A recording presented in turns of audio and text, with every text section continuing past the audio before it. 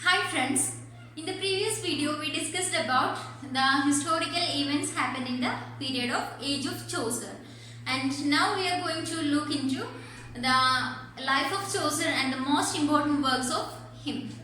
So we know that Chaucer was born in 1343, that is not an exact date, somewhere around 1343, and he was born in London near Westminster and under the rule of King Edward III. And his father was a wine merchant who has enough influence in the court to obtain a space for his son. And he became a page to an highborn lady, and later he accompanied the Black Prince into French war. And this Black Prince is Edward Woodstock. He was the eldest son of our King Edward III. Unfortunately, he died before his father, so his son Richard II succeeded the throne. And in that war, our writer Chaucer became a prisoner, and later he became an attendant to the king. So after that, he got married to a maid of honor related to the Duke of Lancaster named John of Gaunt. And around 30, that is at the age of 30, he entered into aristocracy. And when we think about his works are conveniently arranged into three periods. That is of period of French influence, period of Latin influence, and the period of English influence. The first period is the period of French influence. That is, while he was at court, one of his duties was to entertain the king and his courtiers in their leisure time. And the French poems of love and chivalry were intimate. So, it is the period of French influence. And later the trend has some changes, and the English language came into the court, and King Edward and Queen Philippa encouraged him to write in English language, and at that point he translated some French work into English. Then coming to the second phase or second period of his life, that is the period of Italian influence. And at this period, he sent to abroad, that is, he sent to Italy on a series of diplomatic mission, and from there he met with Petrarch and also became familiar with the writings of Dante and Boccaccio. So, this had many influence in his writings. We know that for his Canterbury Tales, Boccaccio's Decameron was the role model. So, this is the period of Italian influence, and the next one is the period of English influence.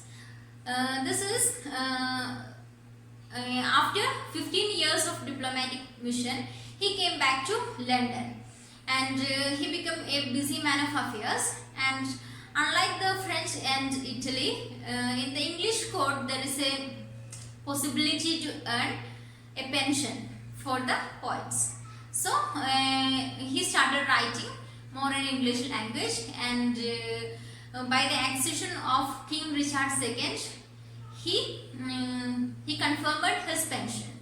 It's around 1377. So coming to his works. In the first period, that is the period of French influence, he translated many French works into English language, and the most important among this work is Ranjillian Ross. That is, it's a French work, and he translated some portions or some parts of this works into English language. And the poem is an allegorical poem, and in this poem, the love is considered as a queen rose in a garden surrounded by its courtiers and its ministers. And the next poem is the Book of Duchess, and this is an elegy written on the death of Blanche. Blanche is the wife of his patron named the John of Gaunt, and he wrote this poem around 1369.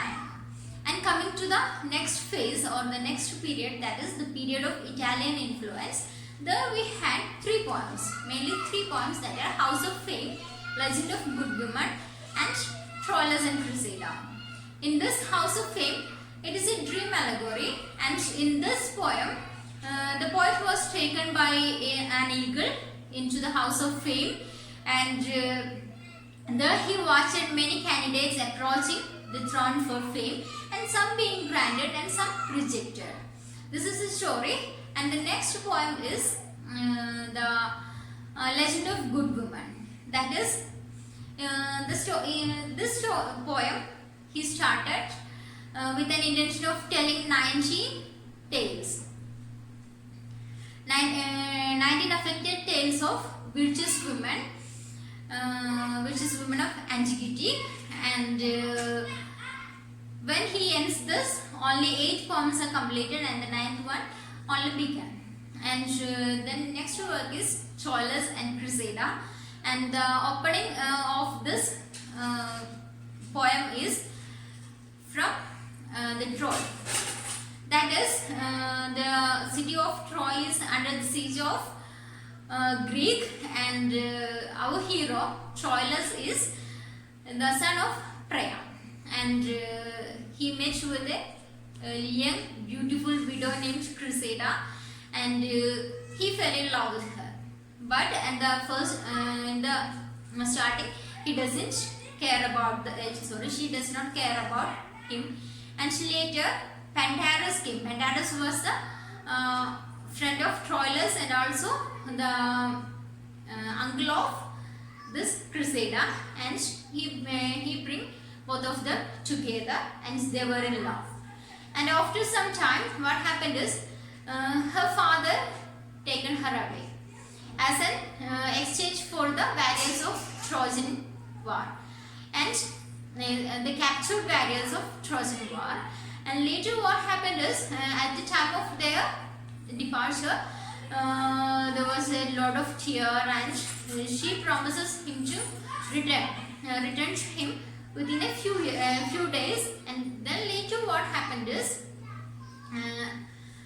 she go with her father, and there she find another handsome man named Diomed, and she fell in love with him. And at the same time, our hero Troilus was killed in this war by Achilles. And this is the story of Troilus and Cressida.